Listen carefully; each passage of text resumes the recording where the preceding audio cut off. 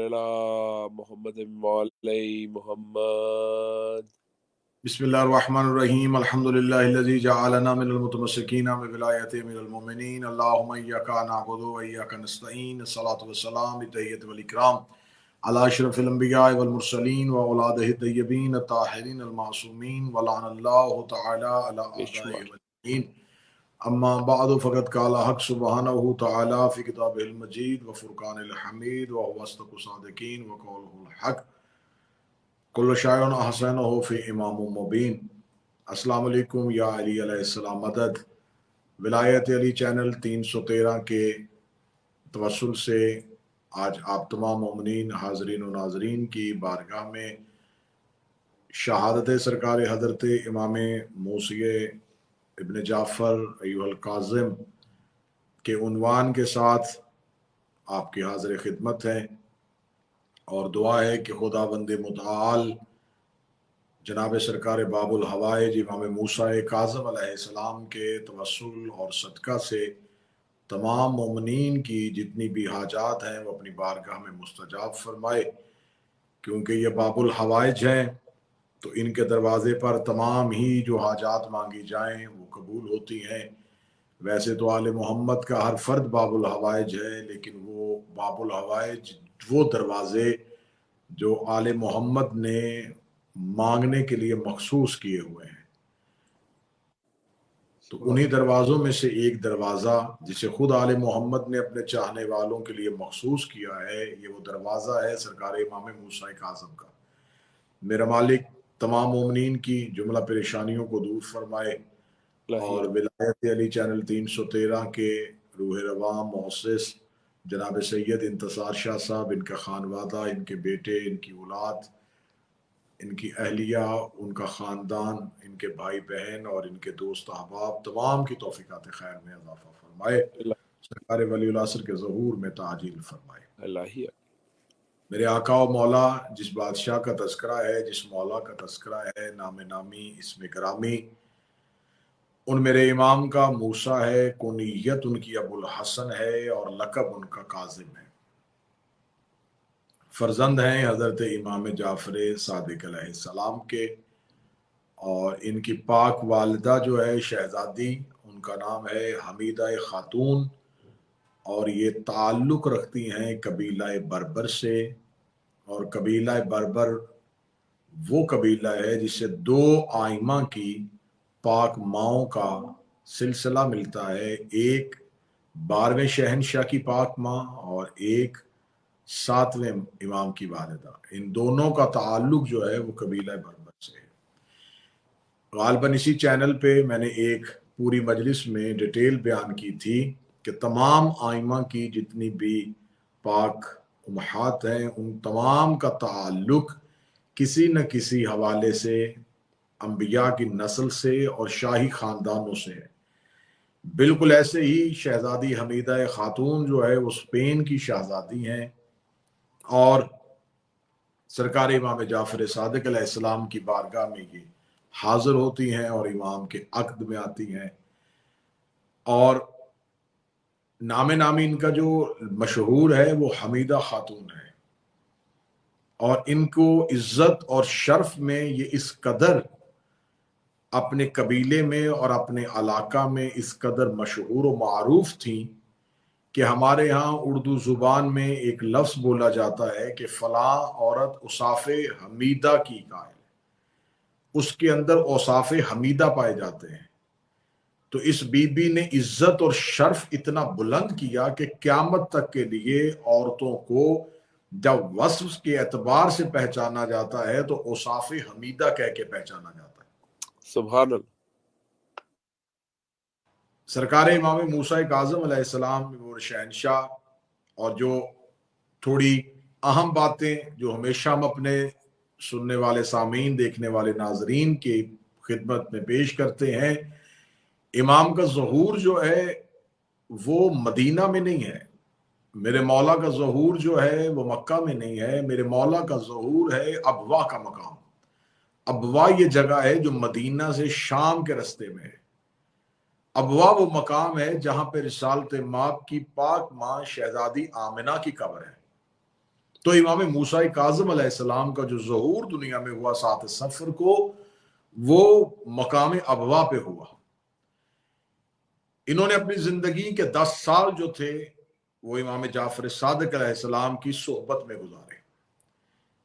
اب یہاں سے ہم مجلس کا آغاز کرتے ہیں۔ میرا سوال ہے ان تمام مسلمانوں سے جنہوں نے امام جعفر صادق علیہ السلام کی فقہ کو نہیں مانا اور امام جعفر صادق کی بارگاہ میں بیٹھنے والے شاگردوں جیسا کہ نعمان ابن ثابت جو مشہور ہے ابو حنیفہ کے نام سے، اس کی فقہ پہ عمل کرنا شروع کر دیا، جو خود کہتا ہے کہ میں نے 2.5 سے 3 سال امام کی بارگاہ میں گزارے۔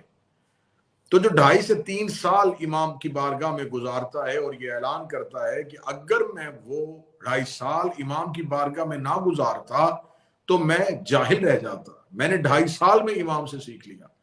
تو میرا امت مسلمہ سے سوال ہے کہ جو 2.5 سال امام کی بارگاہ میں رہے اس سے تو علم لیتے ہیں، لیکن جس امام موسیٰ کاظم نے خون رسول ہو کے، اولاد زہرا ہو کے، فرزند جعفر صادق ہو کے 10 سال امام جعفر صادق علیہ السلام کی صحبت میں گزارے ہو، ان کی امامت کو تسلیم کیوں نہیں کیا جاتا؟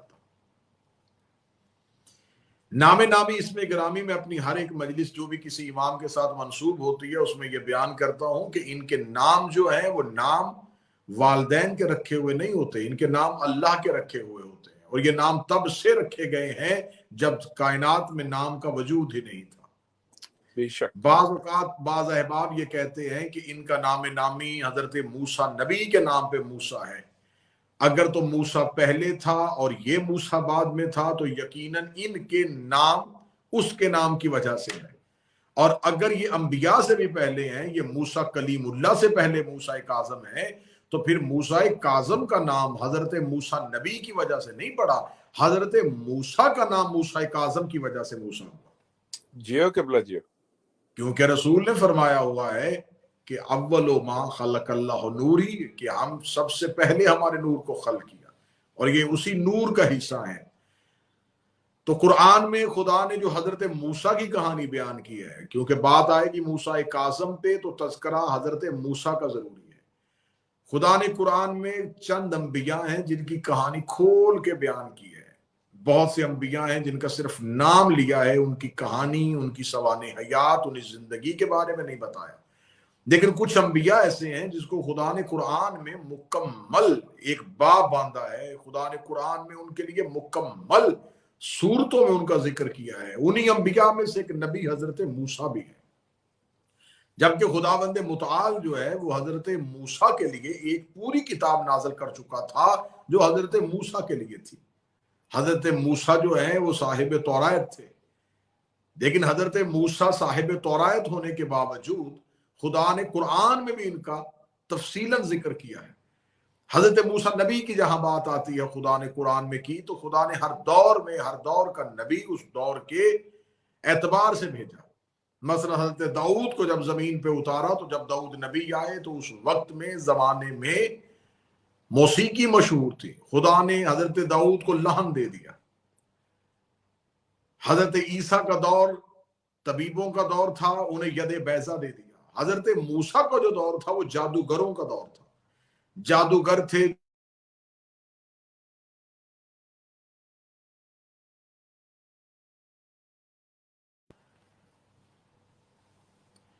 حضرت موسیٰ کا دور جادوگروں کا دور تھا۔ اس دور میں زیادہ جادوگر تھے جو صرف جادو کیا کرتے تھے۔ حضرت موسیٰ نبی جو تھے وہ جب فرعون کے دربار میں آتے تو فرعون ہر وقت جادوگروں میں گھرا ہوا ہوتا تھا، اور جادوگری اتنی مشہور تھی، سحر اتنا مشہور تھا کہ ہر ایک قبیلے میں سے کوئی ایک فرد جادوگر ہوتا تھا۔ حضرت موسیٰ جب تبلیغ دین کرتے کرتے فرعون کے دربار میں پہنچے تو فرعون نے اپنے گرد گرد، یہ ساری بات کسی کتاب میں نہیں بلکہ قرآن میں لکھی ہے، اور خدا نے قرآن میں کھول کے کیوں بیان کیا، خدا نے فرعون کے دربار کا واقعہ قرآن میں کیوں لکھا ہے، اس راز کو آپ کے سامنے بیان کرنا چاہتا ہوں۔ وہ جادوگروں کی حکایت تھی، ایسی باتیں تو ہیں وہ ہر نبی کے ساتھ زندگی میں گزری ہیں، لیکن خدا نے حضرت موسیٰ کلیم اللہ کی اس کہانی کو اس بات کو قرآن میں واضح جگہ دی ہے۔ جب حضرت موسیٰ دربار فرعون میں جاتے ہیں تو فرعون کے دربار میں بیٹھے ہوئے جادوگر جو ہیں وہ حضرت موسیٰ کو چیلنج کرتے ہیں، حضرت موسیٰ کو للکارتے ہیں، اور اس کے بعد وہ دربار میں چند رسیوں کو پھینک دیتے ہیں۔ جب وہ رسیوں کو پھینک دیتے ہیں تو وہ رسیاں سانپ بنتی نہیں بلکہ سانپ نظر آنا شروع ہو جاتی ہیں۔ وہ سانپ بنتی نہیں تھی بلکہ سانپ نظر آنا شروع ہو جاتی تھی۔ جو ہی حضرت موسیٰ کے سامنے وہ رسیاں سانپ بنی ہیں تو حضرت موسیٰ کو وہ رسیاں نظر آ رہی تھی، لیکن دیکھنے والوں کو وہ سانپ نظر آ رہی تھی، کیونکہ جادو معصوم کی آنکھوں پہ نہیں ہوتا، وہ جادو دربار میں بیٹھے ہوئے لوگوں کی نظروں پہ ہو گیا تھا۔ یہاں پر میں سوال کرنا چاہتا ہوں کہ موسیٰ چھوٹا نبی ہے، ہمارا نبی سردار نبی ہے، موسیٰ امتی نبی ہے، ہمارا نبی حاکم نبی ہے، تو جو چھوٹا نبی ہے اس کا فرعون دربار میں جادو پہ آنکھوں پہ اثر نہیں ہوتا، تو ہمارے سردار نبی کو ہلکے سے بخار میں معاذ اللہ ہذیان کیسے ہو سکتا ہے؟ لعنت بے شمار۔ حضرت موسیٰ جو تھے، حضرت موسیٰ دربار میں ہیں، اور حضرت موسیٰ کے دربار میں سامنے جو ہی رسیوں کو پھینکا گیا تو وہ رسیاں حضرت باقی دربار خالی ہو گیا، حضرت موسیٰ اپنی جگہ پہ کھڑے رہے۔ جب حضرت موسیٰ اپنی جگہ پہ کھڑے رہے تو جادوگر حیران ہوئے کہ موسیٰ کو سانپ سے خوف کیوں نہیں آیا۔ جو سانپ سے ڈر جائے وہ اللہ کی حجت نہیں ہوتی، جو سانپ سے خوف کھا جائے وہ نبی معصوم اللہ کا نمائندہ نہیں ہوتا۔ دربار میں لکھا ہے، قرآن میں لکھا ہے کہ دربار میں رسیاں سانپ بنی، سانپ بنتی ہوئی سامنے حضرت موسیٰ وہیں کے وہیں کھڑے رہے۔ جب جادوگر عاجز آ گئے تو حضرت موسیٰ نے وہ اپنا جو عصا تھا جو حضرت موسیٰ کے ہاتھ میں تھا، حضرت موسیٰ نے اس کو پھینکا۔ جب وہ پھینکا تو وہ عصا اژدہا بن گیا، اور اژدہا بن کے اس نے باقی سانپوں کو نگلنا شروع کر دیا، باقی سانپوں کو کھانا شروع کر دیا۔ جو ہی باقی سانپوں کو کھایا تو ابھی فرعون تو حیران تھا، ابھی فرعون نے حضرت موسیٰ کے اس اعجاز کا، اس معجزے کا قائل نہیں ہوا تھا۔ جتنے بھی جادوگر تھے وہ دربار فرعون میں موسیٰ کے سامنے قرآن کہتا ہے سجدے میں گر گئے، اور سجدے میں گر کے کہتے آمنت برب موسیٰ و برب ہارون، ہم ایمان لے آئے موسیٰ کے رب پر بھی اور ہارون کے رب پر بھی، موسیٰ کے رب پر بھی اور ہارون کے رب پر بھی۔ یہ کلمہ کون پڑھ رہا تھا؟ یہ فرعون نہیں پڑھ رہا تھا، یہ کلمہ پڑھا دربار کے جادوگروں نے، کیونکہ جادوگر جانتے تھے جو ہم نے کیا تھا یہ جادو تھا، جو موسیٰ نے دکھایا ہے یہ معجزہ ہے۔ جادو اور ہوتا ہے، معجزہ اور ہوتا ہے۔ معجزہ صاحب اجاز کے لیے ہوتا ہے، جادو تو شعبدہ بازی ہے۔ وہ ایمان لے آئے کہ یہ جادوگری نہیں تھی، یہ فن شعبہ گری نہیں تھی، یہ کوئی کاریگری نہیں تھی، یہ کوئی فن نہیں تھا، یہ تو موسیٰ نے معجزہ دکھا دیا۔ وہ معجزے کے سامنے عاجز آ گئے، اور عاجز آتے ہی انہوں نے جو کلمہ پڑھا وہ کلمہ آج بھی قرآن میں آیت بن کے لکھا ہوا ہے۔ جو بندے اعتراض کرتے ہیں کہ محمد رسول اللہ کے بعد علی ولی اللہ کی کیا ضرورت ہے، جب محمد رسول اللہ کہہ دیا جاتا ہے تو پھر علی ولی اللہ کہنا کیوں ضروری ہے؟ دربار فرعون میں جادوگروں نے سر سجدے میں رکھ کے کہا آمنت برب موسیٰ و برب ہارون، ہم موسیٰ کے رب پر اور ہارون کے رب پر ایمان لے آئے۔ جب تم نے موسیٰ کی نبوت کا اعلان کر دیا تھا تو ہارون کا ذکر کیوں کیا؟ وہ بے شک جادوگر تھے، جاہل تھے، کافر تھے، لیکن وہ جانتے تھے کہ تب تک نبی کا کلمہ کام نہیں آتا جب تک نبی کے وسیع کا کلمہ نہ پڑھا جائے۔ کیا بات ہے، نعرہ حیدری، علی علی علی علی، جب تک نبی کے جانشین کا تذکرہ نہ کیا جائے۔ انہوں نے کہا موسیٰ کے رب پر ایمان لے آئے، ہارون کے رب پر ایمان لے آئے۔ یہ وہ واقعہ ہے جس کو قرآن میں واضح جگہ دی گئی ہے، جس کو قرآن میں واضح ذکر کیا گیا ہے۔ حافظان قرآن جب قرآن پڑھتے ہیں تو اس واقعے کو پڑھتے ہیں۔ جب رمضان میں تراویح میں پڑھا جاتا ہے تو اس واقعے کو پڑھا جاتا ہے کہ خدا بار بار رپیٹ کیوں کروا رہا ہے۔ خدا اس نبی موسیٰ کے ذریعے سے کسی امام موسیٰ کا تذکرہ کرنا چاہتا تھا، خدا کسی نبی کے ذریعے سے اہل بیت کا تذکرہ کرنا چاہتا تھا۔ اب یہ ایک آپ نے تصویر کا رخ دے دیا، یہ تھا نبی موسیٰ جسے کلیم اللہ کہتے ہیں۔ قطعاً ہم شیعہ یہ نہیں کہتے، ہم یہ نہیں کہتے کہ انبیاء کی عزت نہیں ہے، ہم کہتے انبیاء علیہم السلام ہے، انبیاء قابل عزت ہے، انبیاء قابل احترام ہے۔ 1,24,000 انبیاء میں سے کسی ایک نبی کے ایمان پر، اس کی نبوت پر، ان کی عصمت پر شک کرنا کفر ہے. ہم انبیاء کی نبوت کے قائل ہیں لیکن ہم اہل بیت کو انبیاء سے افضل سمجھتے ہیں. ہم آل محمد کو انبیاء سے برتر سمجھتے ہیں کیونکہ نبی جو ہوتے ہیں وہ خبر لے کے آتے ہیں. آئمہ جو ہوتے ہیں، آئمہ معصومین جو ہوتے ہیں، وہ زمین پر اللہ کو منوانے کے لیے خود حجت بن کے زمین پر اتر آتے ہیں. یہی تو وجہ تھی کہ یہ موسیٰ کلیم اللہ تھا جس نے دربار فرعون میں اپنے اساس اژدہا بنایا تھا. بالکل اسی طریقے سے ہارون رشید ملعون نے اپنے دربار میں جادوگروں کو بلوایا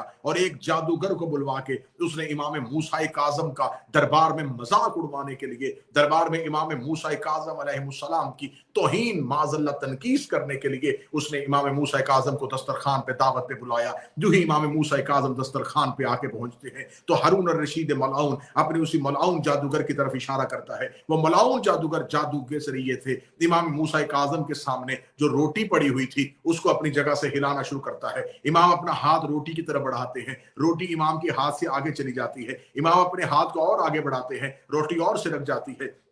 امام چاہتے وہیں پہ اسے بھی روک سکتے تھے لیکن اگر امام وہ کام کرتے جو وہ کر رہا تھا تو آج تاریخ لکھتے تھی وہ بھی جادو کر رہا تھا، یہ بھی جادو کر رہے تھے. جو وہ کر رہا تھا وہ یہ کر رہے تھے. جب امام موسیٰ کاظم نے 3 بار اس روٹی کی طرف ہاتھ بڑھایا، اس جادوگر نے 3 دفعہ اس روٹی کو اپنی جگہ سے حرکت دلوا دی. دیکھنے والوں نے ہنسنا شروع کر دیا، لوگوں نے اپنے چہرے اپنی اباؤں کے نیچے کر کے مسکرانا شروع کر دیا.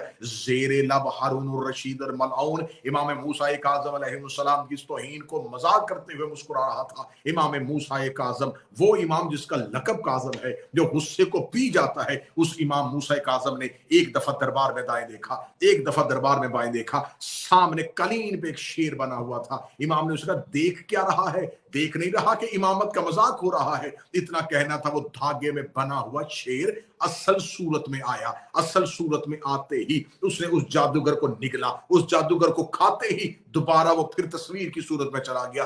ایسا ایک لمحے میں ہوا. اس کے لیے کچھ لمحے زیادہ درکار نہیں ہوئے تھے. ایک لمحے میں یہ ہوا کہ دھاگے سے نکلتا ہوا شیر ہوا اور شیر نے اس جادوگر کو کھایا اور واپس تصویر کی صورت میں چلا گیا. پورے دربار میں سناٹا طاری ہو گیا، پورے دربار میں خاموشی طاری ہو گئی. ہر کوئی انگشتے بدن داں ہو گیا، ہر کسی کا بدن کانپنا شروع ہو گیا. ہارون رشید ملعون ڈر گیا اور خوف زدہ ہوا. خوف زدہ ہو کے اس نے امام کی طرف دیکھا کیونکہ وہ جو موسیٰ کلیم اللہ تھا اس کا عصا اژدہا بنا تھا. لمحوں میں یہاں پر وہ جو شیر تھا وہ دھاگوں سے ہڈیاں، ہڈیوں سے جسم، جسم میں گوشت، گوشت میں پوست، اس کا نکلنا اور نکل کے پھر جادوگر کو کھانا اور کھا کے واپس قلین میں چلے جانا. بالکل ویسے ہی جیسے عصا اژدہا بنا تھا اور اژدہا سے پھر عصا بن گیا تھا. لیکن وہ عصا تھا، اسے زندہ کیا گیا تھا، اس عصا کو اژدہا بنایا گیا تھا. اس شیر میں روح پھونکی گئی تھی. جو ہی امام موسیٰ کاظم کو دیکھا ہارون رشید نے اسے معافی مانگتے ہوئے کہا میں آپ کے معجزے کا اقرار کر گیا، میں آپ کی امامت کا اقرار کر گیا،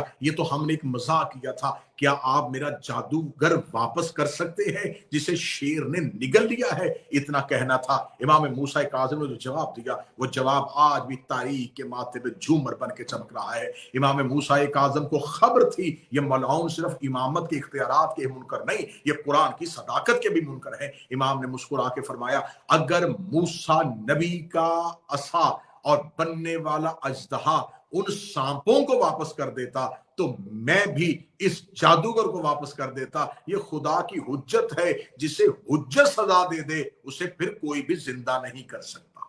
نعرہ حیدری جسے حجت سزا دے دے اسے کوئی زندہ نہیں کر سکتا، جسے حجت سزا دے دے اسے کوئی زندہ نہیں کر سکتا. اگر میرے محترم سامعین کا ذہن اس بات پہ آمادہ ہو گیا ہے تو میں بات کو اسی طرف لے کے چلا جاتا ہوں جب مولا امیر المومنین کے سامنے ایک شخص کو جھوٹا مردہ بنا کے جنازہ کفن میں لپیٹ کے سامنے رکھا گیا تھا اور امام امیر المومنین امام المتقین سے کہا گیا تھا کہ آپ اس کا جنازہ پڑھا دیجئے. وہ وارث علم لدنی، وہ منبر سلونی کا مالک، وہ نہ ہونے سے پہلے ہونے کو جاننے والا مولا کیا نہیں جانتا تھا کفن کے نیچے زندہ ہے؟ کیا نہیں جانتا تھا یہ میت نہیں ہے؟ لیکن مولا امیر المومنین نے کہا اگر میں جنازہ پڑھاؤں، تکبیریں نہیں کی، دعائیں نہیں پڑھی، امام نے کہا مر گیا ہے تو مر گیا ہے. اتنا کہنا تھا. جب اس کو ہلا کے دیکھا تو وہ واقعی مر چکا تھا. سب نے ہاتھ باندھ کے کہا مولا مذاق کر رہے تھے، چلے اب اسے زندہ کر دیجئے. امام نے فرمایا اب تو یہ زندہ نہیں ہو سکتا، قیامت کو ہر کوئی اٹھے گا، یہ پھر بھی نہیں اٹھے گا کیونکہ اسے علی نے مارا ہے. اس کا صرف بدن نہیں مرا، اس کی روح مر گئی ہے. کیا بات ہے! نعرہ حیدری علی علی علی علی علی. नबूवत और इमामत का फर्क देखिए, वो नबी मूसा था, ये इमाम मूसा है। फराउन किसी शख्स का नाम नहीं, फराउन हर दौर में हुज्जत के सामने हुज्जत को ललकारने वाले का नाम था। वह फराउन बगदाद, वह फराउन मिस्र, वहां भी मूसा यहां भी मूसा, लेकिन फर्क था, वो कलीमुल्लाह था, ये हुज्जतुल्लाह, यब्ना रसूल अल्लाह था। हज़रत यूसुफ नबी, कुरान में वाज़े कुरान में तस्करा हज़रत यूसुफ नबी का, बल्कि खुदा ने कुरान में हज़रत यूसुफ के किस्से को बेहतरीन किस्सा कहा है, अहसनुल कसस, किस्सों में से बेहतरीन किस्सा हज़रत यूसुफ नबी का। हज़रत यूसुफ नबी से भी अगर मैं हज़रत मूसा कलीमुल्लाह की बात की और इमामत का तारुफ करवाया, अब आइए हज़रत यूसुफ नबी है। कुरान कहता है कि हज़रत यूसुफ अजीज मिस्र के महल में रहते थे। वाकयात पढ़ना मकसूद नहीं, वक्त गुजारना मकसूद नहीं, इशारा दे के अजमत इमामत को उजागर करना मकसूद है। जुलेखा ने यूसुफ नबी की इज्जत पे हाथ डाला। यूसुफ नबी 7वीं कोठरी में गए, 7वीं कोठरी में जाकर रुक गए। मैंने पिछली किसी मजलिस में आपके सामने बयान किया था कि 7वीं कोठरी में जाने की वजह यह थी कि गवाह 7वीं कोठरी में था, जिसने गवाही देनी थी वो बच्चे का गहवारा 7वीं कोठरी में था। नबी को गवाह तक सफर करना पड़ा, नबी को गवाह तक जाना पड़ा। यही तो वजह है, क्योंकि रजब की दिन है और रजब की रातें हैं, तो फिर मुझे ये जुमला कह देना चाहिए कि यूसुफ नबी अपने गवाह के लिए 7वीं कोठरी में गया, क्योंकि गवाह वहां पे मौजूद था। रिसालत माब अपने घर से निकल के 16 रजब बैतुल्लाह में अली लेने के लिए इसलिए आए थे कि गवाह को मुदई की जरूरत नहीं थी, मुदई को गवाह की जरूरत थी। नारे हैदरी अली। हर दावा बगैर गवाह के अधूरा होता है। यूसुफ का दावा क्या था कि मेरा किरदार साफ है। गवाह कौन था? अजीज मिस्र के महल में गहवारे में पड़ा हुआ बच्चा। नबी का दावा यह नहीं था कि मैं सादिक और अमीन हूं। नबी का दावा यह था कि अल्लाह है जो यूसुफ की इज्जत की गवाही दे। वो गहवारे का बच्चा, और जिसने 16 रजब को हाथों पे आके अल्लाह की तौहीद की गवाही दी कि हाँ मैं गवाही देता हूं कि अल्लाह है, वो अबू तालिब का बेटा। बेशक। अब हज़रत यूसुफ ने 7वीं कोठरी पे गए, 7वीं कोठरी में जाके अपनी इज्जत को बचा लिया। हज़रत यूसुफ 7वीं कोठरी में गए, 7वीं कोठरी में जाके एक गहवारे के बच्चे की गवाही भी दिलवाई। लेकिन फिर भी हज़रत यूसुफ का जुलेखा ने वहां खड़े होकर ये नहीं कहा कि यूसुफ सच्चा है, वहां खड़े होकर ये नहीं कहा कि इस बच्चे के बोलने की वजह से मैं आज आ गई, मैं यूसुफ से माफी मांगती हूं। वो अपनी जिद पे कायम रही। ये नबी था जो इज्जत बचाने के लिए 7वीं कोठरी में खुद चल के गया। वाकया बार बार लफ्ज रिपीट कर रहा हूं ताकि अजमत इमाम समझ में आ सके। यूसुफ नबी अलैहिस्सलाम इज्जत बचाने के लिए 7वीं कोठरी में गए। गवाह वहां पर मौजूद था, लेकिन इतना मौजज़ा दिखाने के बावजूद भी ना अजीज मिस्र माना, ना ही जुलेखा मानी। यूसुफ को कैद खाने में जाना पड़ा, जिंदान में जाना पड़ा। मोजजे ने अजीज मिस्र पे भी असर नहीं किया, मोजजे ने जुलेखा पर भी असर नहीं किया। अब आइए मूसा काज़म की बात करते हैं। जिंदान की आखिरी सीढ़ियों से नीचे उतर के एक गहरे जिंदान में, एक तंगो तरीक जिंदान में अल्लाह की हुज्जत इमाम मूसा काज़म हारून मलआउन ने सिपाहियों से मिलके मंसूबा साजी की कि एक फाहिशा औरत को इमाम के जिंदान में उतारते हैं, फिर इमाम पर वो इल्जाम लगा के इमाम का कत्ल कर देते हैं। जब भेज दिया गया फाहिशा औरत को और उससे कहा किसी न किसी तरीके से इमाम को गुनाह के लिए आमादा कर लेना, امام کو گناہ کی طرف راغب کر لینا، یہ انتظار کرتے رہے۔ تھوڑی دیر کے بعد جب انہوں نے زندان کی کھڑکی کھولی، آگے امام سجدے میں تھا، پیچھے وہ عورت سجدے میں تھی۔ آگے امام سبحان ربی الاعلیٰ پڑھ رہے تھے، پیچھے وہ عورت سبحان ربی الاعلیٰ پڑھ رہی تھی۔ آگے امام تسبیح پڑھ رہے تھے، پیچھے وہ عورت تسبیح پڑھ رہی تھی۔ جو 7ویں کوٹری میں جا کے صرف اپنی عزت بچائے اور زلیخا کا کردار نہ بدل سکے، اسے یوسف کہتے ہیں، اور جو ایک رات میں فاحشہ کو عابدہ بنا دے، اس سے موسیٰ کاظم کہتے ہیں۔ نعرہ حیدری علی علی۔ بہت خوب۔ اس امام نے، اب آئیے تھوڑی سی اس دور کی پولیٹیکل صورتحال اور سیاسی صورتحال پہ نظر دوڑاتے ہیں۔ امام موسیٰ کاظم علیہ السلام نے 4 مختلف ظالم ترین بادشاہوں کا عہد دیکھا۔ بچپن تھا تو منصور دوانکی کے ظلم دیکھے۔ یہ منصور دوانکی ملعون وہ جس نے حد کر دی تھی اہل بیت علیہ السلام پہ ظلم کرنے کی، لعنت بے شمار۔ اسے ملعون نے بہت سے شیعوں کو زندان میں ڈالا، بہت سے آل علی اور اولاد فاطمہ کا قتل کیا، اور بعد میں اسی ملعون نے امام جعفر صادق علیہ السلام کو زہر دی۔ اس کا دور بھی امام موسیٰ کاظم نے دیکھا۔ پھر اس کے مرنے کے بعد اس کا بیٹا ملعون مہدی عباسی یہ تخت پہ آیا۔ اس ملعون نے آ کے منصور دوانکی ہی کے ظلموں کو آگے بڑھایا، آل نبی پہ، اولاد فاطمہ پہ وہی ظلم اور ستم کا بازار گرم رکھا۔ یہ ملعون، اسے خبر ہوئی کہ مجھے بتایا جائے کہ اس وقت امام شیعوں کا کون ہے، شیعہ اس وقت ہدایت کس سے لے رہے ہیں۔ اچھا، اس سے پہلے ایک چھوٹی سی بات میں آپ کو سناؤں۔ امام جعفر صادق علیہ السلام کو خبر تھی، کیونکہ ہر دور میں بادشاہ جو ہوتا تھا وہ ایک امام کو قتل کروانے کے بعد اگلے امام کا رستہ روکنے کی تیاری کرتا تھا۔ بڑی لطیف سا یہ نکتہ ہے میرے سننے والے سامعین، دیکھنے والے ناظرین کے لیے، کہ امام جعفر صادق علیہ السلام کو جب منصور نے شہید کروا دیا تو شہید کروانے کے بعد اسے خبر تھی، کیونکہ امام جعفر صادق علیہ السلام کے 2 بیٹے اور تھے، جعفر اور اسماعیل اور عبداللہ، یہ دونوں بڑے تھے۔ امام موسیٰ کاظم علیہ السلام جو ہے وہ امام جعفر صادق علیہ السلام کے تیسرے فرزند تھے۔ لوگوں کے ذہن میں خیال یہ تھا کہ امام جعفر صادق کے بعد امامت جو ہے وہ یا عبداللہ کو آئے گی یا اسماعیل کو آئے گی، اور آج بھی ایک اسماعیلیہ فرقہ ہے جنہوں نے امام جعفر صادق علیہ السلام کے بعد امام موسیٰ کاظم علیہ السلام کی امامت کو تسلیم نہیں کیا، بلکہ جناب اسماعیل کی امامت کو تسلیم کیا۔ حضرت اسماعیل جو تھے وہ امام جعفر صادق علیہ السلام کی زندگی میں رحلت فرما گئے تھے، اور امام جعفر صادق علیہ السلام نے ان کا جنازہ جو ہے وہ شریعت کے بانی جو یہ حکم دیتے ہیں جنازہ جلدی کیا جائے، تاخیر کی اور لوگوں کا اجتماع اکٹھا کیا۔ آج بھی ہمارے شیعہ فقہ میں، ہمارے شیعہ مذہب میں یہ بات پائی جاتی ہے کہ آپ جنازہ گھر سے لے کے قبرستان تک جاتے ہوئے اسے 3 مقامات پہ روکیں اور جنازے کو زمین پہ رکھا جائے، کیونکہ فقہ لکھی گئی تھی امام جعفر صادق کے دور میں، فقہ کے قوانین مرتب ہوئے تھے امام جعفر صادق کے دور میں۔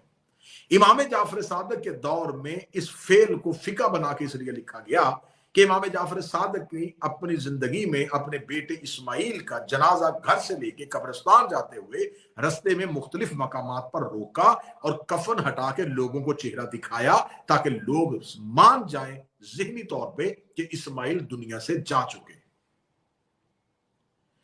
جس کا 3 بار رو کے جنازہ دکھایا، اس کے باوجود ایک فرقہ وجود میں آ گیا، اور انہوں نے کہا نہیں، ہم امام جعفر صادق علیہ السلام کے بعد امام موسیٰ کاظم کی نہیں بلکہ اسماعیل کی امامت کے قائل ہیں۔ اور وہ اسماعیلیہ فرقہ مشہور ترین فرقہ ہے، جیسے بہت سے فرقے ہیں جنہوں نے آئمہ سے انحراف کیا، زیدیہ فرقہ ہے، معتزلہ فرقہ ہے، بہت سے ایسے فرقے ہیں جنہوں نے آئمہ سے انحراف کیا اور وہ رستے سے ہٹ گئے۔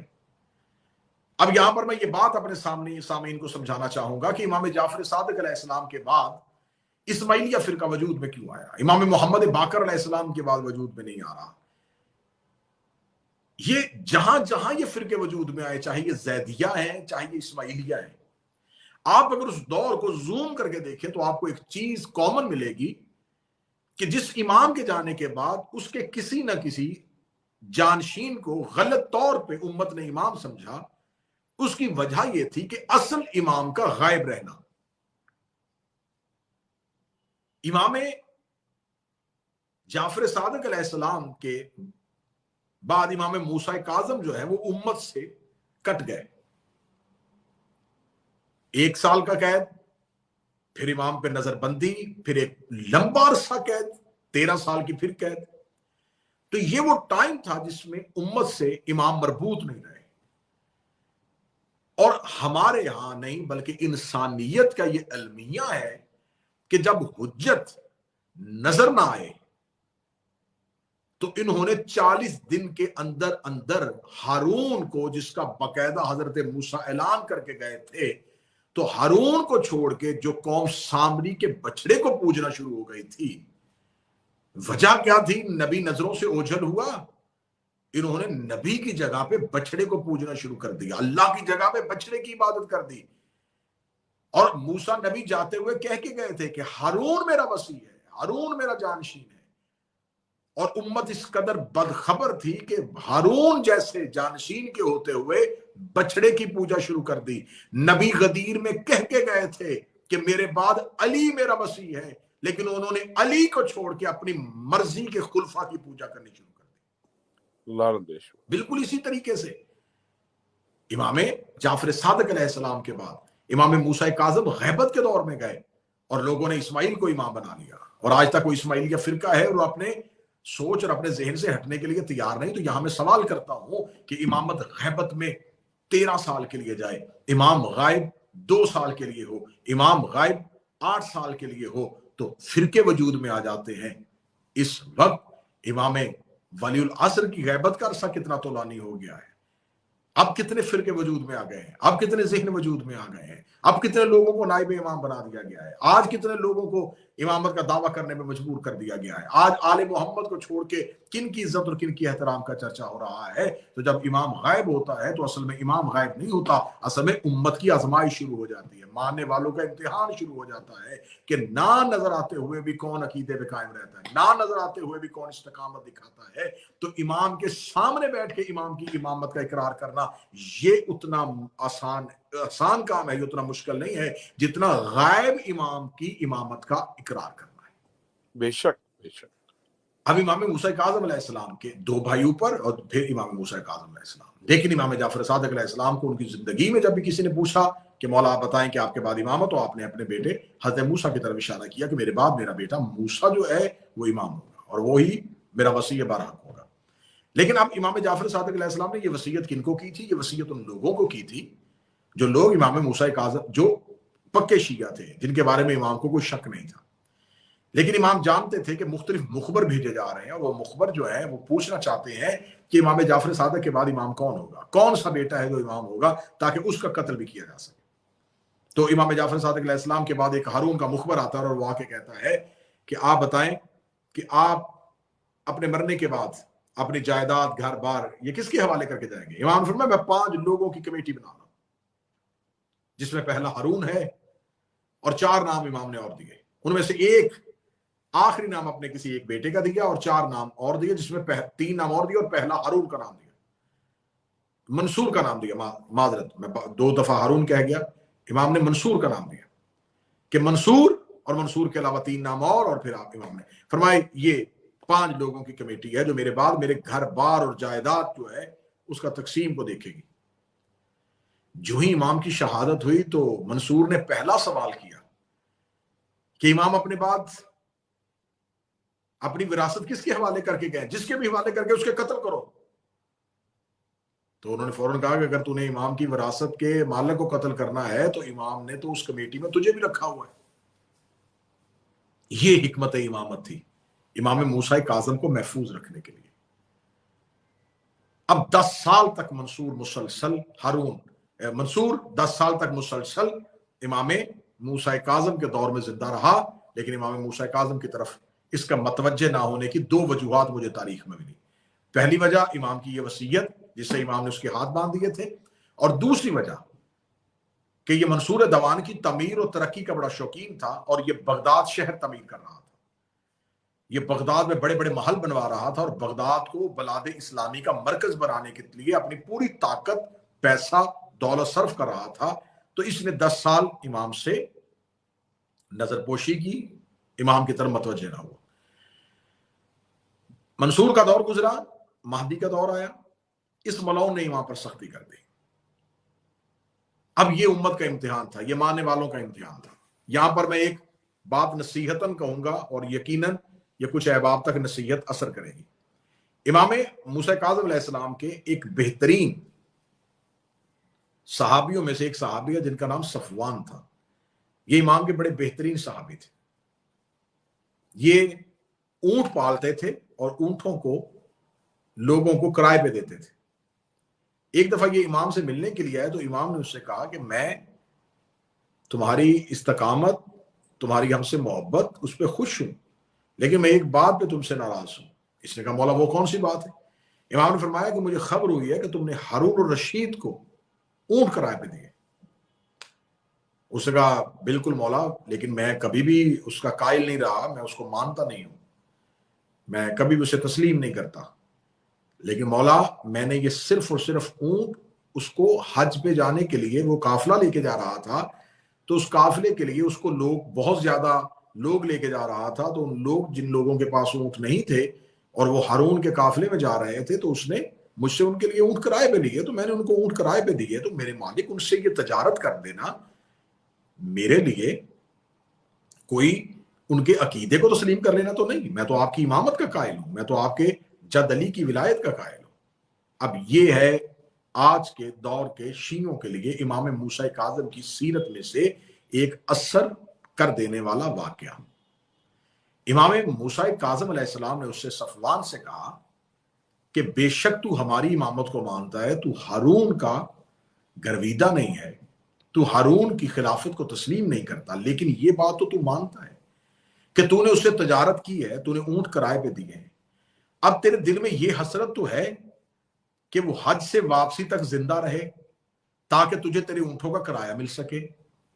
اس نے کہا ہاں مولا یہ تو ہے کہ مجھے میرے اونٹوں کا کرایہ ملنے کے لیے ہارون کا زندہ رہنا ضروری ہے. امام نے فرمایا جس نے ایک لمحہ بھی ہمارے دشمن کے لیے خیر چاہا اس نے ہم سے روگردانی کی. ایک لمحہ بھی جس نے ہمارے دشمن کے لیے اپنے دل میں خیر چاہا، سمجھو کہ اس نے ہم سے روگردانی کی. تو پھر آج کا دور کا شیعہ دیکھے، اتحاد بین المسلمین کا دعویٰ کرنے والے دیکھے، آج آل محمد کے دشمنوں کو ہاتھ ملا کے ان کے پیچھے نمازیں پڑھنے والے سوچے کن منہ سے امام موسیٰ کاظم کی بات کرتے ہیں. امام موسیٰ کاظم تو کہتے ہیں کہ تم نے ایک لمحے کے لیے دل میں ہمارے دشمن کے بارے میں خیر بھی سوچ لیا. اور آج کوئی کہے کہ نہیں ہمارے محمد کے قاتلوں کو مقدسات سمجھ کے ان کا احترام کریں گے، تو پھر ان کا کوئی حق نہیں ہے، پھر وہ انہی کے قائل ہو. امام موسیٰ کاظم کی بات نہ کریں، علی بن ابی طالب کی بات نہ کریں، جناب سیدہ کی بات نہ کریں. شیعہ مذہب کی معتبر کتابوں میں سے کتاب ہے رجال کشی. رجال کشی میں سے میں امام جعفر صادق علیہ السلام کی حدیث دکھانے کے لیے تیار ہوں کہ امام جعفر صادق نے کہا ہمارا دشمن مسجد بھی بنا رہا ہو تو اس کی تعمیر میں حصہ نہ ڈالنا. جیو قبلہ جیو. وہ اللہ کا گھر بھی بنا رہا ہو تو اس مسجد کی تعمیر میں بھی حصہ نہ ڈالنا.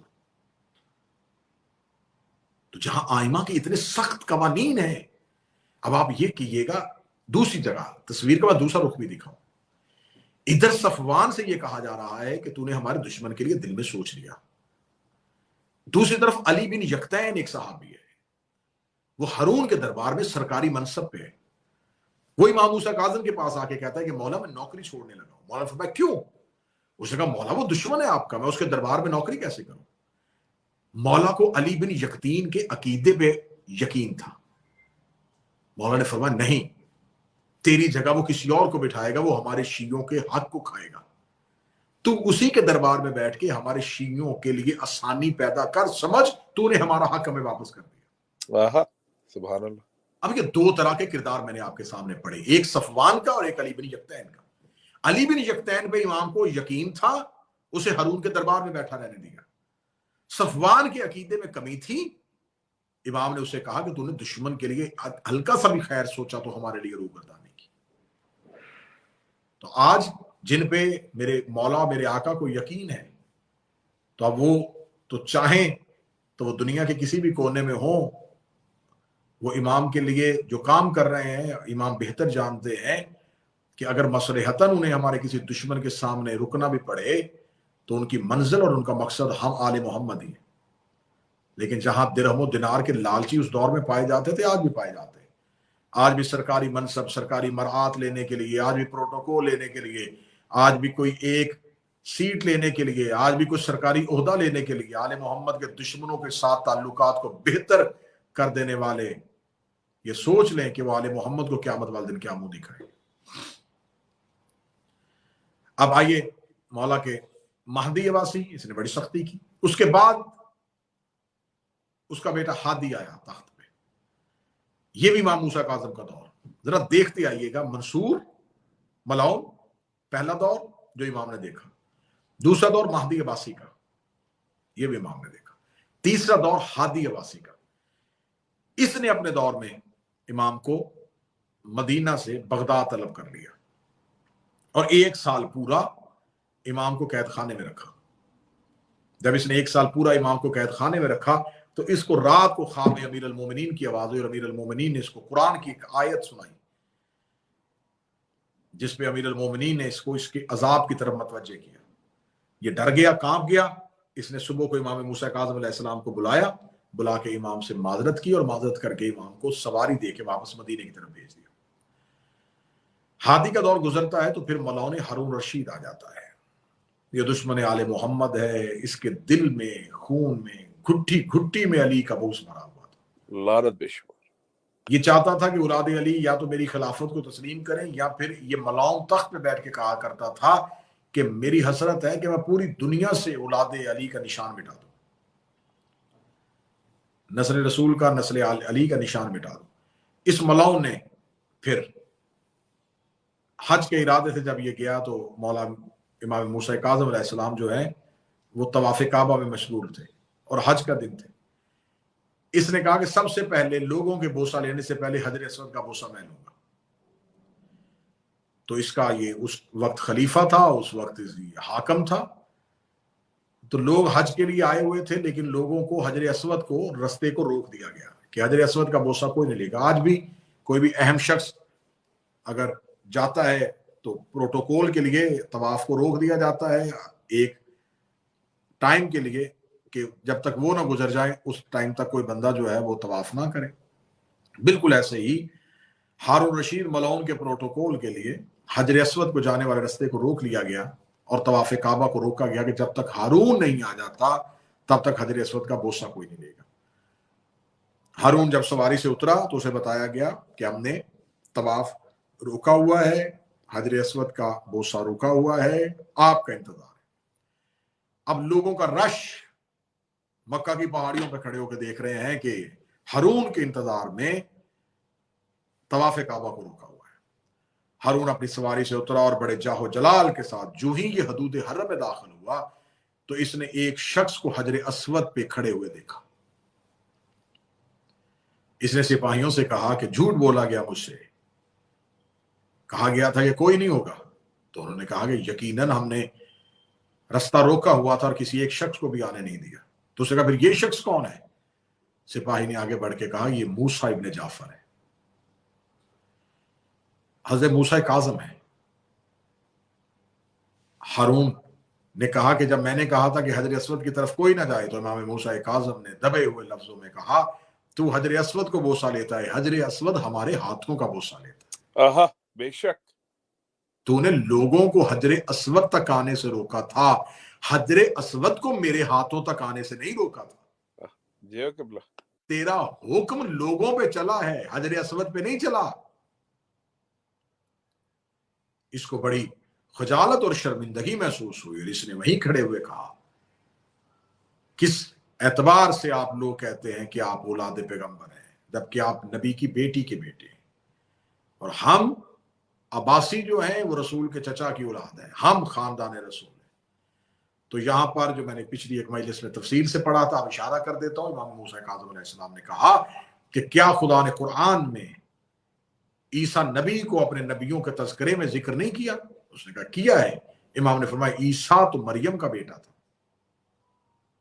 ईसा तो नस्ल इब्राहिम में से नहीं था, तो फिर मरियम के बेटे को इज्जत क्यों दी गई? अगर मरियम का बेटा अंबिया की सफ में खड़ा हो सकता है तो मैं तो हूं भी फख्र मरियम का बेटा। बेशक। वहीं पे खड़े हो गए इमाम ने उससे सवाल किया था कि अगर अभी कब्र से नबी मुस्तफ़ा बाहर आ जाए और तो इससे अपने लिए तेरी बेटी का रिश्ता मांगे, तेरा जवाब क्या होगा? उसने कहा 2 रकात नमाज शुक्राना अदा करूंगा। इमाम ने कहा तुझसे मांग सकते हैं, मुझसे नहीं मांग सकते, क्योंकि मेरी बेटी या मोहम्मद की बेटी है। वाह क्या बात। बस ये हज के मौके पर इमाम का हारून को लाजवाब करना इस मलाउन को पसंद न आया। इस मलाउन ने वापस बगदाद पहुंचते ही हुक्म दिया कि मूसा काज़म को कैद किया जाए। सिपाही इमाम मूसा काज़म को कैद करने के लिए मदीना पहुंचे। जब मदीना पहुंचे तो कब्र रसूल पे कुरान पढ़ रहा था अली का बेटा। सिपाहियों का शोर हुआ, इमाम वहीं बैठे रहे। कब्र रसूल खाली हो गई, लोग दौड़ गए, गलियों में शोर, हारून के सिपाही आ गए, हारून के सिपाही आ गए। इमाम अपनी जगह पे बैठे। सिपाही आए और इन्होंने इमाम के हाथों से कुरान उठा के इमाम के हाथों में हथकड़ियां डाल दी। एक सिपाही ने इमाम की तरफ देख के कहा, जब तुझे खबर थी कि तुझे गिरफ्तार करने के लिए आ रहे हैं, शोर मच गया था, सब लोग भाग गए थे, तू अपनी जान बचाने के लिए क्यों नहीं भागा? इमाम का वो जुमला आज भी दिल को तड़पा देने के लिए काफी है। इमाम ने कहा, मैं घर में भी बैठ सकता था, मैं घर से बाहर इसलिए आ गया हूं, हमसे रोज रोज अपने घर जलवाए नहीं जाते। मुझे खौफ था कि मैं घर पे हूं तो तुम कहीं मेरे घर को जलाओ ना। दूसरी वजह इमाम ने बताई। इमाम ने कहा, मेरे घर से निकलने की वजह ये है, मेरी बेटियां ज्यादा है, मैं नहीं चाहता कि मेरी कैद मेरी कोई बेटी देखे। इमाम ने कहा कि मुझे इतनी इजाजत दो, मैं आखिरी बार घर से होके आऊं। कब्र रसूल की थी, मदीना मोहम्मद का था। एक सिपाही ने आगे बढ़ के कहा कि हम इजाजत तो देंगे, लेकिन जमानत कौन देगा कि तू वापस आएगा?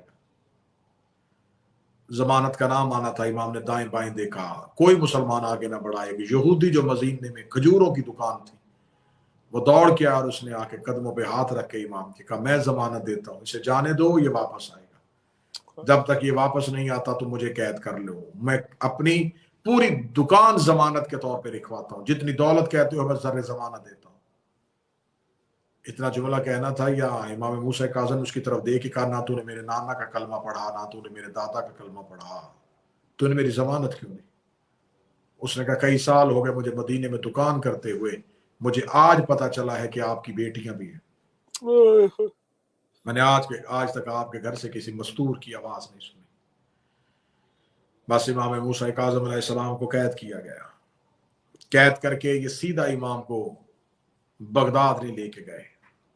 इन्होंने अपने लश्कर को 2 हिस्सों में तकसीम किया, एक हिस्सा बसरा की तरफ और एक बगदाद की तरफ, ताकि रस्ते में अगर कोई हमला हो तो किसी को पता ना हो कि इमाम बसरे वाले लश्कर में है या बगदाद वाले लश्कर में। अब मैं माफी मांग के सदा से ये जुमला पढ़ना चाहूंगा कि इमाम मूसा काज़म को ऊंट पे बिठाया नहीं गया, इन्होंने ऊंट की पुश्त के साथ रस्सियों से बांध दिया, गर्म चादरों को उस ऊंट के ऊपर रख दिया ताकि दूर से नजर आए कि इसके ऊपर कोई कंबल या चादरें लदी हुई हैं। ऊंट की पुश्त के साथ मुस्तफा के बेटे को रस्सियों से बांधा गया। इमाम को बसरे पहुंचा दिया गया। 1 साल पूरा इमाम बसरे कैद रहे। 1 साल के बाद हाकिम बसरा ने हाकिम बगदाद को खत लिखा। गवर्नर बसरा ने गवर्नर बगदाद को खत लिखा। उसने कहा, मुझसे जितने कैदी चाहिए मुझे दे, मुझसे ये कैदी ले जा, मैं हर कैदी रख सकता हूं, इसे नहीं रख सकता। गवर्नर बगदाद ने उससे कहा, क्यों, तुझे इससे क्या खतरा है? ना इसकी कोई मुलाकात है, ना इसके पीछे कोई आने वाला है, क्या मसला है? उसने कहा, बिल्कुल 1 साल हो गया, ना इसकी मुलाकात को कोई आया, ना ही इसने मुझसे कभी कोई चीज मांगी। उसने कहा, फिर इस इतने आसान कैदी को बगदाद क्यों भेज रहा है? उसने कहा, इसलिए बगदाद भेज रहा हूं कि शाम का वक्त होता है, अल्लाह जाने इसका मुल्क शाम में कौन है। यह मुल्क शाम की तरफ मुंह करके कहता, हाय मेरी दादी, जुमला कहता है, या मेरे बसरा की जिंदान की दरो दीवार कांपती है, मेरे बसरा के कैदी रोना शुरू कर देते हैं, इतनी चीखों की आवाजें आती हैं कि मैं सुकून नहीं कर सकता। गवर्नर बसरा के कहने पर इमाम को बगदाद लाया गया। बगदाद उस वक्त तक शिया पहुंच चुके थे और शियों की मौजूदगी की इतलाहात थी। मैं माफी मांग के फिर जुमला कहना चाहूंगा सादात से, बिलखसूस इमाम को बगदाद बुला के इमाम को कैद खाने में, आम जिंदान में नहीं, इन्होंने कैद खाने के अंदर एक कुआं खोदा ताकि बाहर से दिखने में वो जिंदान खाली नजर आए। जिंदान के अंदर एक गहरा कुआं खोदा गया, उसको एक पत्थर के साथ बंद किया गया। इस मलाउन ने इमाम के लिए सख्त तरीन कैद का हुक्म दिया था। मलाउन हारून ने, उन्होंने जब जिंदान के अंदर कुआं खोदा तो उसके चारों तरफ लोहे की बर्छियां लगाई। उसके दरमियान में इमाम मूसा काज़म को उतार दिया गया। 13 साल ज़हरा का बेटा उन्हीं बर्छियों के दरमियान रहा। 13 साल न सूरज के तलू होने की खबर, न गरूब होने की खबर। जिंदान के दरोगा कहते हैं कभी कभी हम हमेशा तस्बीह की आवाज सुनते थे, दिन को रोजा रात को सजदा। कुछ खाने के लिए देते तो बड़ी मुख्तसर सी खुराक के अलावा इमाम कुछ ना खाते। एक दिन जिंदान के दरोगा ने कहा, कैदी इतना अरसा हो गया तूने हमसे कभी कोई हाजत नहीं की, मेरा जी चाहता है मैंने एक दुआ मंगवानी है, लेकिन दुआ मंगवाने से पहले तुझसे कोई हाजत पूछूं। इमाम मूसा काज़म की आवाज आई, तू अपनी दुआ बता, मैं तेरी दुआ करूं। हम किसी पे एहसान के बदले में नहीं करते। उसने कहा नहीं, दुआ मंगवाना बहाना था, असल चीज तुझसे तेरी हाजत पूछना है। कोई हाजत है तो बता। इमाम ने कहा तेरा कोई मदीना रिश्तेदार रहता है? इसने कहा मदीना रिश्तेदार तो नहीं, लेकिन कुछ दोस्त रहते हैं। इमाम ने कहा किसी तरीके से मुझे खबर मंगवा के देख, मेरी बेटियां ठीक है। इल्म इमामा से जानते भी थे, लेकिन खबर जमाने को बतानी थी कि बाप औलाद से दूर हो तो हालत क्या है।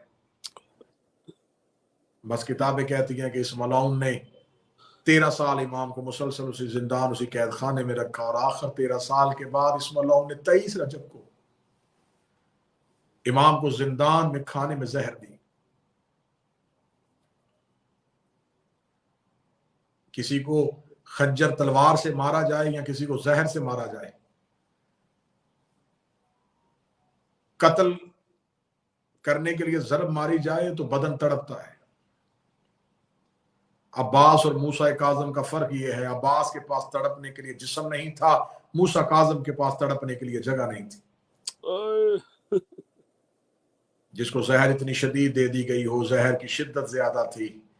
इमाम तड़पते भी तो कैसे तड़पते, अगर दाएं जाते तो दाएं की बर्छियां पहलू में चले जाती, बाएं जाते तो बाएं की बर्छियां पहलू में चले जाती। शिया कौम के मर जाने के लिए यही जुमला काफी है कि 23 रजब को जहर दी गई, 25 रजब को शहादत हुई। 2 दिन ज़हरा का बेटा उन्हीं बर्छियों में तड़पता रहा, 2 दिन ज़हरा का बेटा उन्हीं बर्छियों में तड़पता रहा। इसीलिए ज़ियारत नाहिया में मेरा इमाम कहता, मेरा सलाम हो उस कैदी इमाम को जिसके बदन को नेज़ों के साथ निकाला गया, जिसके जिस्म के गोश्त के टुकड़ों को बर्छियों से उतारा गया। इमाम मूसा काज़म का बदन का कोई टुकड़ा मौजूद नहीं था। इमाम मूसा काज़म वो कायनात का वाहिद गरीब है जिसकी लाश कासम की लाश की तरह गठरी में रखी गई। एक चादर में इमाम मूसा काज़म की लाश को रखा गया। लाश को रखने के बाद 25 रजब को पुले बगदाद पे जाके जनाजा रखा नहीं गया, जनाजे को फेंक दिया गया। मूसा काज़म के हाथ में वही लोहे की हथकड़ियां, पाँव में वही बेड़ियां, गर्दन में वही तोक था। इमाम मूसा काज़म की लाश को जब पुले बगदाद में फेंका गया तो एक काले बुरके वाली मस्तूर थी जो पुले बगदाद पे रो के कह रही थी, कोई मेरा कैदी दफना दो, कोई मेरे बेटे की जंजीरें उतारो, कोई मेरे बेटे की हथकड़ियां उतारो।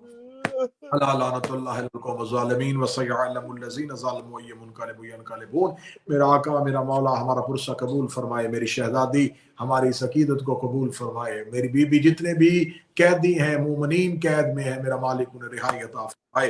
जो मोमिनीन परेशान है उनकी परेशानियों को दूर फरमाए। जो बे औलाद है उन्हें औलाद अता फरमाए। जो बेरोजगार है उन्हें रोजगार अता फरमाए। मेरा मालिक तमाम की तौफीकात खैर में इजाफा फरमाए। अल्लाहुम्मा सल्लि अला मुहम्मद व आले मुहम्मद।